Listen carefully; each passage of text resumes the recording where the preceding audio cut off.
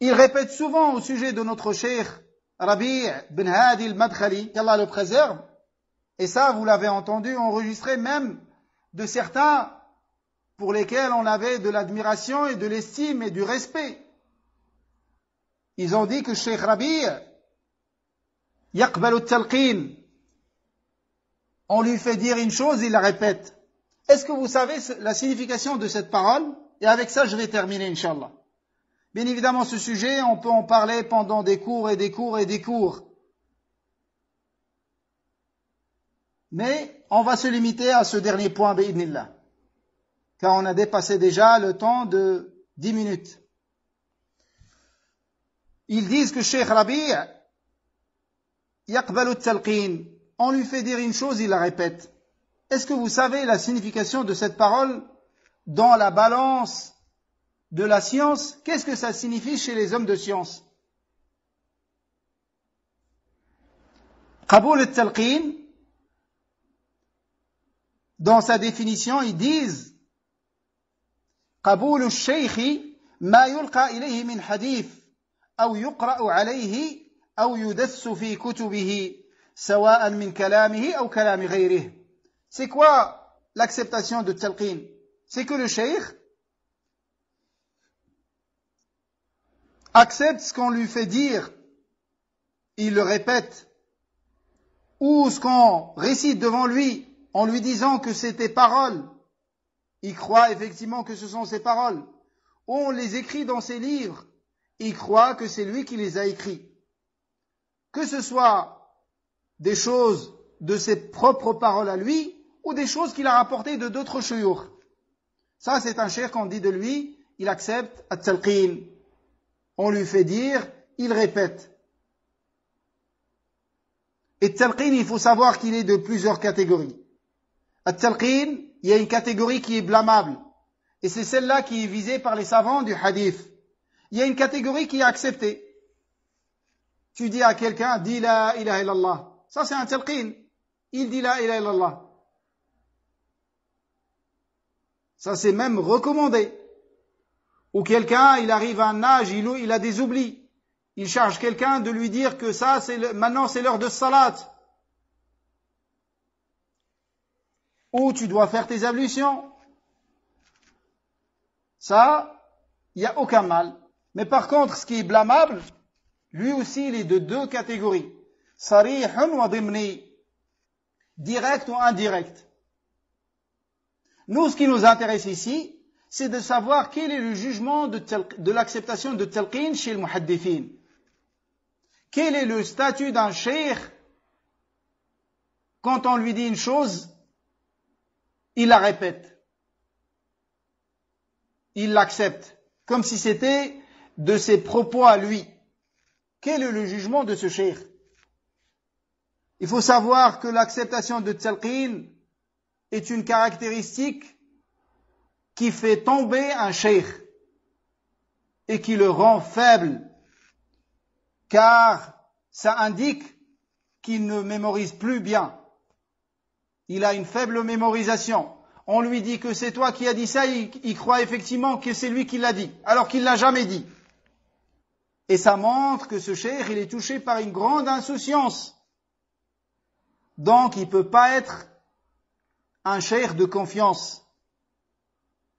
Et on peut rien prendre de lui.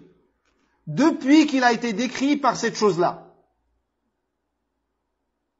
Et chez la plupart des savants du hadith, ce cheikh est faible, matrouk, il est délaissé. Et ça, c'est l'avis de la plupart des savants du hadith. Je vais vous citer quelques paroles des savants par rapport à des gens qui acceptent talqin. Ibn Hibban, rahimahullah, dans son livre Ad-Du'afa, volume 3, page 144, il a dit, en parlant de Moussa ibn Ibrahim al-Marwazi, il a dit, كان مغفلا يلقن فيتلقن فاستحق الترك.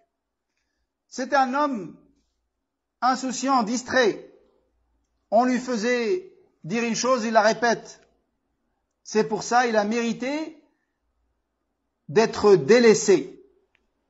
Ibn Hajar dans Taqrib, il a dit en parlant de Muhammad ibn Muawiyah ibn A'yan. Il a dit, c'est un cheikh délaissé, malgré matroukun ma'a ma'rifatihi li'annahu yatalaqqan. C'est un cheikh délaissé parmi les savants du hadith. Ils ne prennent rien de lui, malgré qu'il avait une grande connaissance dans le domaine du hadith. Car pourquoi il est délaissé alors?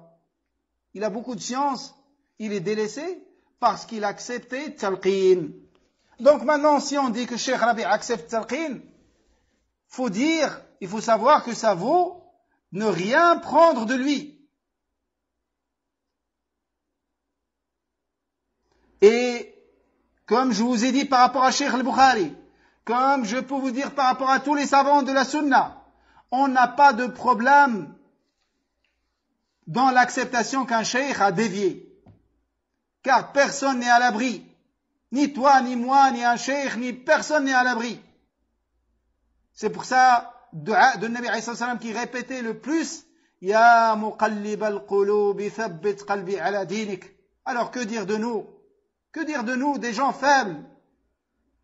Faibles dans la science, faibles dans la crainte d'Allah. Et ça, c'est le messager d'Allah, la créature la plus noble auprès d'Allah. C'est ce qu'il disait le plus souvent, comme a dit Salama radiyallahu anha. Donc, on n'a pas de problème que Cheikh Rabi' a changé, et c'est devenu un homme qui accepte talqin.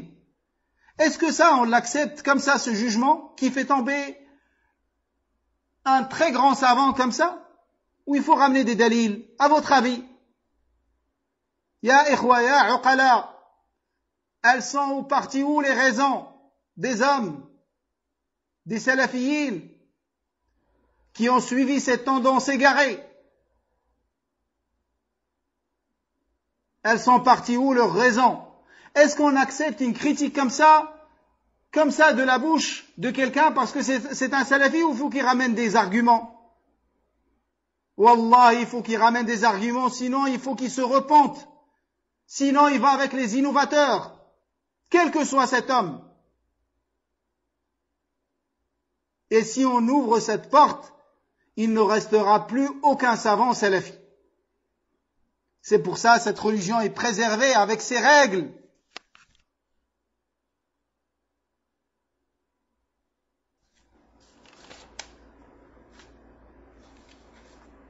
Donc rien que ces éléments, je pense, pour quelqu'un qui cherche vraiment le haqq et qui veut suivre la vérité, c'est largement suffisant pour lui.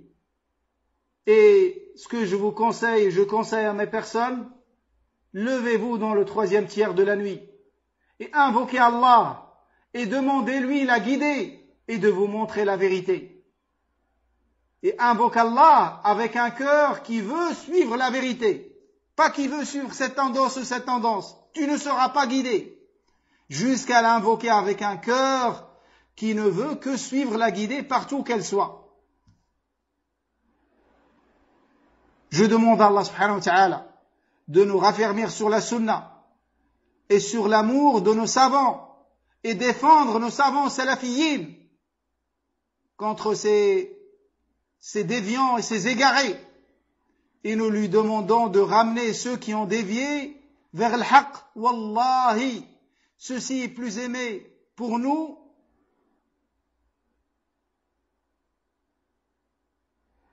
wallahi, que ces gens-là qui étaient avec nous et qui ont suivi ces tendances égarées, le fait qu'ils reviennent vers le haqq, wallahi, c'est plus aimé pour nous que les biens de ce bas monde. Et on se réjouit qu'ils reviennent vers le haqq. Mais celui qui reste dans l'égarement, فإنه لا يهلك على الله إلا هالك. فنسأل الله أن يثبتنا على الحق وأن يبصرنا بالحق وأن يجعلنا ممن يطلبون الحق ويلزمون الحق إلى لقاء الحق. والله أعلم، وصلى الله وسلم على نبينا محمد والحمد لله رب العالمين والسلام عليكم ورحمة الله.